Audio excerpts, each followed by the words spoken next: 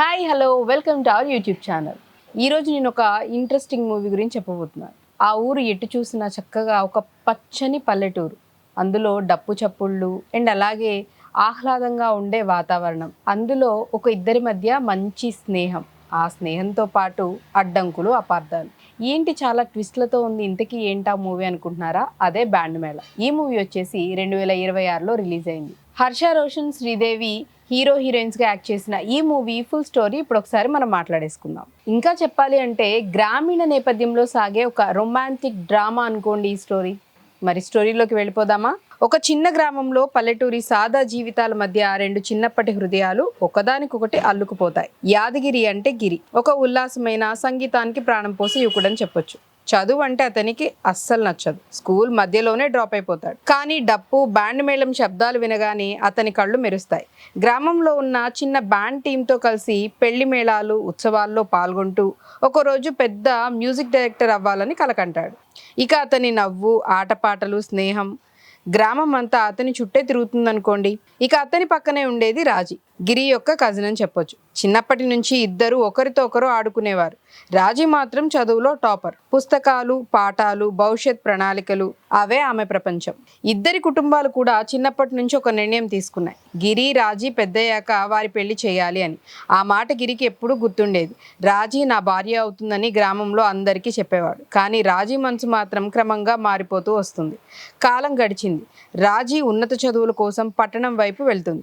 గిరి మాత్రం గ్రామంలోనే బ్యాండ్తో సంగీత సాధన చేస్తూ చిన్న చిన్న కార్యక్రమాలు చేస్తూ జీవితం గడుపుతూ ఉంటాడు. రాజీ చదువు ముందుకు సాగుతుండగా గిరి జీవితం అదే స్థాయిలో నిలిచిపోయింది. ఇది రాజీ మనసులో అసంతృప్తి కలిగిస్తుంది. గిరి ఎప్పటికీ ఇలాగే ఉంటాడా, నా భవిష్యత్తు ఏమవుతుంది అని ఆమె ఆలోచిస్తుంది. ఒకరోజు రాజీ తండ్రి సాయన్న తన కూతురికి మరో పెళ్లి మాటలు మొదలు పెడతాడు. ఒక స్థిరపడిన చదువుకున్న అబ్బాయినిచ్చి చేద్దామని అనుకుంటాడు. ఇక గిరి ఇది వినగానే షాక్ అవుతాడు. రాజీ నాది కదా, ఎలా ఇతరులకు ఇవ్వగలరు అని బాధపడతాడు. కానీ రాజీ నుంచి ఎలాంటి వ్యతిరేకత రాలేదు. అప్పటికే ఆమె గిరిని దూరం చేసుకోవాలని నిర్ణయించుకుంటుంది. ఇది గిరి హృదయాన్ని చాలా బాధకు గురి చేస్తుంది. గిరి తన బ్యాండ్ స్నేహితులతో మాట్లాడుకొని ఒక నిర్ణయం తీసుకుంటాడు. రాజీని గెలవాలంటే నేను కూడా ఏదో సాధించాలి అని. సంగీతం ద్వారా పేరు తెచ్చుకోవాలి. అతను తన బ్యాండ్ను మరింత సీరియస్గా తీసుకుంటాడు. గ్రామంలోని చిన్న చిన్న ఈవెంట్స్ నుంచి ప్రారంభించి పట్టణంలోకి విస్తరిస్తుంది.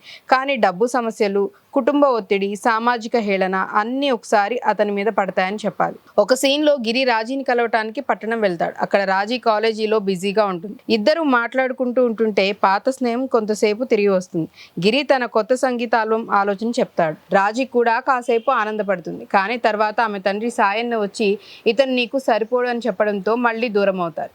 గిరి కళ్ళలో నీళ్లు, రాజీ హృదయంలో గందరగోళం. మధ్యలో ఒక ట్విస్ట్ వస్తుంది. గిరి బ్యాండ్ ఒక పెద్ద ఫంక్షన్లో పాల్గొంటుంది. అక్కడ అతని సంగీతం అందరినీ ఆకట్టుకుంటుంది. ఒక సంగీత దర్శకుడు అతని ప్రతిభను గమనిస్తాడు. కానీ అదే సమయంలో రాజీ పెళ్లి మాటలు దగ్గర పడతాయి. గిరి తన స్నేహితుల సహాయంతో రాజీని కలవటానికి ప్రయత్నం చేస్తాడు. ఆ సమయంలో ఒక పెద్ద అపార్థం జరుగుతుంది. రాజీకి గిరి మీద తప్పుడు అభిప్రాయం ఏర్పడుతుంది. అతను నన్ను నిజంగా ప్రేమించాడు, కేవలం అలవాటు అని ఆమె భావిస్తుంది. గిరి ఇక్కడ బ్రేక్ డౌన్ అవుతాడు. రాత్రంతా ఒంటరిగా కూర్చుని తన డప్పు కొడుతూ కళ్ళ నుంచి కన్నీరు కారుస్తూ సంగీతం సృష్టిస్తాడు. ఆ సంగీతంలో అతని బాధ, ప్రేమ, కోపం అన్నీ కలిసిపోతాయి. ఈ సీన్ చాలా ఎమోషనల్గా ఉంటుంది. గ్రామం రాత్రి వేళల్లో ఆ డప్పు శబ్దం దూరం వరకు వినిపిస్తుంది. మధ్యలో గిరి తన బ్యాండ్తో కలిసి ఒక పెద్ద ఆడిషన్కి వెళ్తాడు. అక్కడ అతని ప్రతిభను గుర్తించి ఒక చిన్న అవకాశం వస్తుంది. కానీ ఆ సమయంలోనే రాజీ తండ్రి సాయన్న ఆరోగ్యం బాగోకపోవటం, కుటుంబ సమస్యలు అన్నీ ఒకేసారి వస్తాయి. గిరి తన కళ్ళు పక్కన పెట్టి రాజీ కుటుంబానికి సహాయం చేస్తాడు. ఇది రాజీ మనసులో మార్పు తీసుకొస్తుంది. కథ చివరి వైపుకు వస్తుంది. రాజీ పెళ్లి ఏర్పాట్లు జరుగుతున్నాయి. గ్రామంలో పెద్ద బ్యాండ్ మేళం ఏర్పాటు అవుతుంది.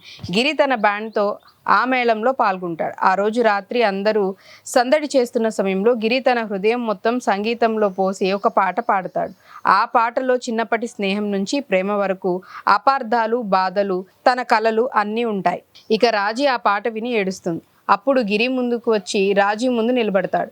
నేను చదవలేదు, కానీ నా హృదయం నీ కోసం మాత్రమే కొట్టుకుంటుంది అని, నా సంగీతం నీకు అంకితం అని చెప్తాడు.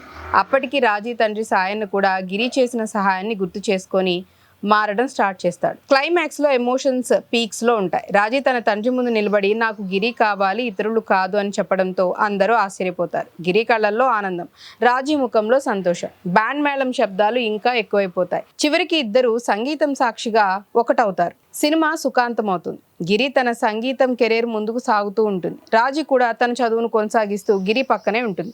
గ్రామం అంతా వారి ప్రేమను ఆశీర్వదిస్తుంది. ఫైనల్గా ఈ కథ మనకు చెప్పేది ఏంటంటే, ప్రేమకు చదువు, డబ్బు, సామాజిక స్థాయి అడ్డు కాదు. తన కలలు వదలకుండా హృదయం నుంచి వచ్చే సంగీతంతో ఎదురయ్యే అడ్డంకులను జయించవచ్చు.